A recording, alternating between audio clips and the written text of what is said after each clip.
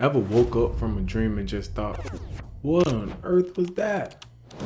One night you're flying over a city made of glass, and the next you're hit with that classic panic of being late for that final exam class that you took a decade ago. Well, those nightly movies in your mind aren't just random noise. They're the product of your brain running a complex, totally essential software update every single night.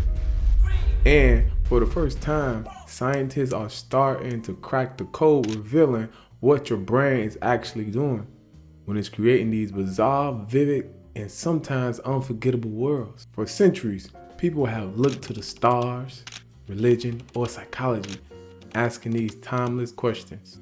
Why do we dream? Ancient civilizations saw them as messages from God, while early psychologists saw them as a window into our repressed desires. But today, neuroscientists are asking a much more precise question.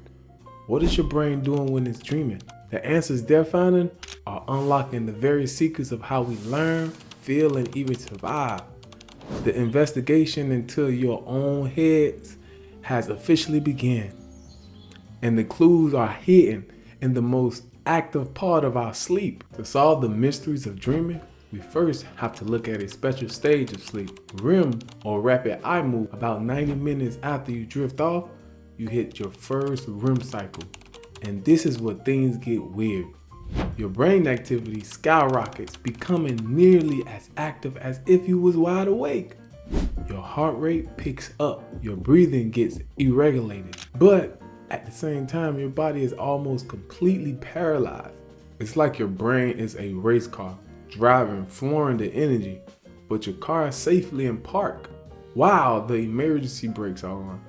Your brainstem sends out signals to relax your muscles, acting like a mission controller.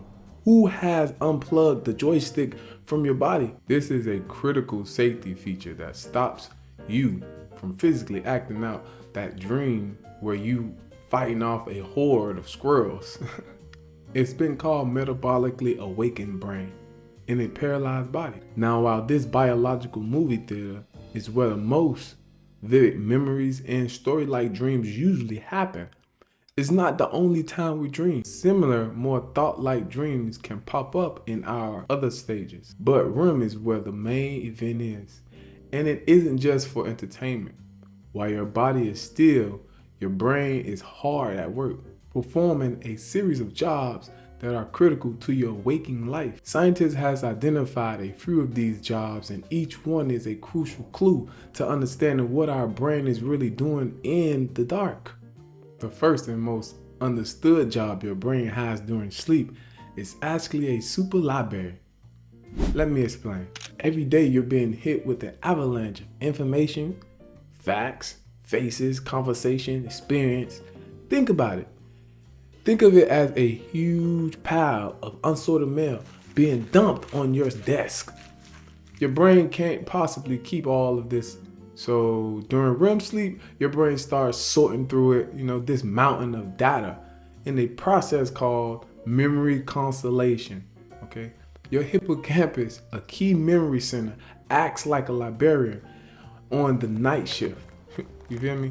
It's a bit like a temporary scratch pad, jotting down the day's events. Then it replays them, deciding which memories are important enough to keep and which are just junk mail to toss them into recycling bin. It strengthens the connections for new skills. For example, you're learning like practicing guitar or a new language. These are memorable moments. These important memories are then carefully filed away, moving from temporary scratch pad off to the hippocampus to permanently stone tablets arcade in your neurocortex. This is where your dreams can often feel like a weird collide of your daily life. You might see a bit of conversation you had, a scene from a movie you watched, or a face of a person you just met. Your dreaming brain is waving these new valuable pieces of information into giant filing cabinets of your existence knowledge. So when you dream, you're not just watching a show, you're witnessing your brain activity, learning and deciding what parts of your life are worth remembering. The next clue shows us that your dream brain is also a kind of emotional therapist. Dreams are famously emotional. That primary fear of being chased, the pure of joy of flying, the crushing anxiety of being unprepared, those are feelings, often ways more intense in dreams. That's not an accident. During REM sleep, the emotional center of your brain, like the amygdala, hopefully I said it right, are highly active. But here's the brilliant part. While your emotional brain is firing up, it's operating in a unique chemical environment. During REM sleep, your brain has a lower level of noradrenaline, a key chemical that triggers anxiety. Think of noradrenaline as your body's stress alarm.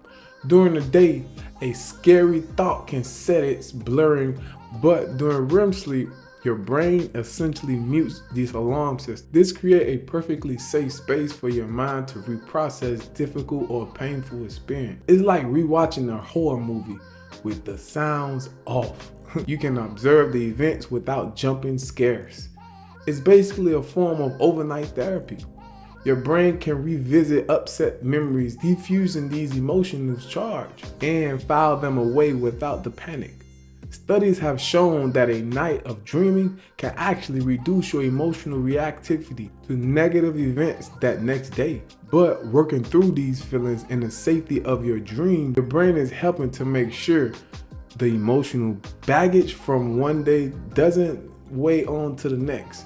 So it's a nightly reset for your emotional well-being. This brings us to our most promising evolutionary clue. Okay. According to the thread simulation theory proposed by neuroscience Antti Revonsuo, dreaming serves a vital biological function. It's a vital reality simulator for survival. The theory suggests our brain evolved to use this dream as a safe, recurring training ground to practice responding to dangerous situations. Think about the most common dream themes: being chased, falling, being attacked, or finding yourself in a disaster. While these dreams are definitely stressful, they are like a flight simulator for pilots. They let you practice your threat perception and avoidance skills without any real world risk. Analysis of dreams content shows that threatening events are incredibly common, showing up in a majority of reporting dreams.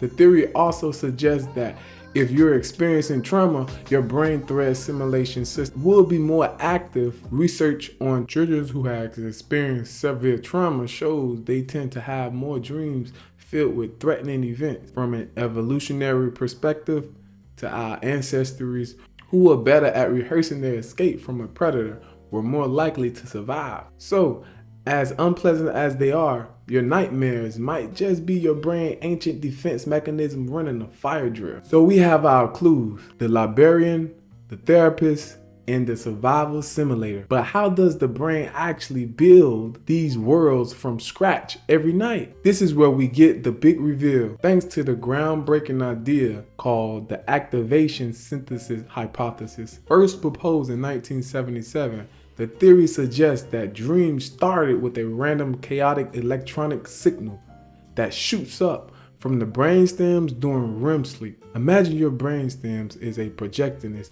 who has found a box of old unlabeled film reels. During REM sleep, it starts feeding them into the projector, flashing a rapid fire neurosensational slideshows of images, sounds, and feelings from your memory onto the screen of your mind. These signals are the activation. Your cortex, the thinking part of your brain, is then faced with making sense of this chaos.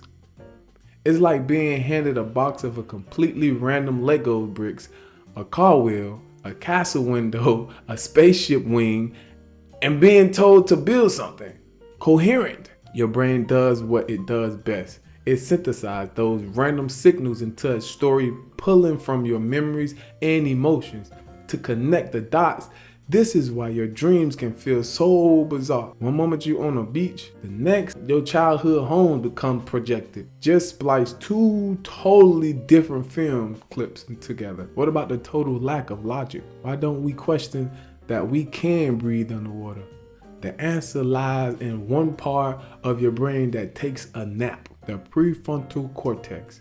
This is your brain center for logic and reasoning, basically the fact checker or the story's editor. With the editor on the coffee break, you just uncritically accept it to observe the dream world as completely real. So what is your brain actually doing when you're dreaming? Is it not just one thing?